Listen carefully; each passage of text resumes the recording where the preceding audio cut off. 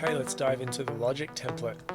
So starting from the top, we have a sidechain track, which is basically just MIDI clip, empty, no sound on there. It's sending MIDI pulses, which I can assign to the sidechain of a compressor on another track. It gives me the ability to not only use the pattern of a kick drum to sidechain to the bass, for example, but I can also create creative patterns in here that are in different patterns that relate to different grooves, so I can create sidechain textures, if you will, that become their own rhythms and their own movements. So that's a fun little sidechain thing to do there. This is my just straight up quick draw instrument track. I can load up an instrument, I can jam over my groove, I can record that jam into audio, put it into my track, move on. Something that I'll focus on again and again is that concept of committing, being in commitment. You know, like commitment in life is a big thing.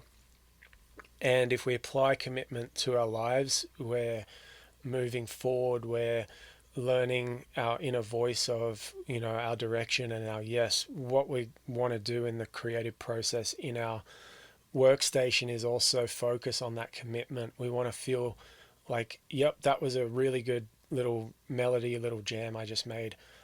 Let's commit it to audio. Let's put it into the track and move on. I find that that's one of the best ways to get from the start to the end of a song without getting stuck along the way, is to continually render things to audio and move on. Now, you've got some software synths are very digital and thin and empty in their soundstage compared to analog gear.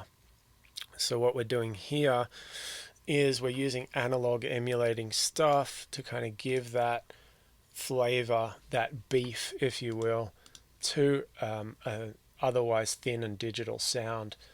And then we're going to commit that to audio. So we've already got a rendered audio that has a slightly nicer flavor than the original stock instrument by itself.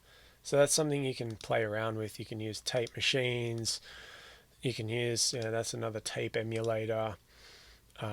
Yeah, you can put on Pultec style EQ and play around with that. So the idea is that we're just kind of beefing up the sound from the get-go. You know, some software instruments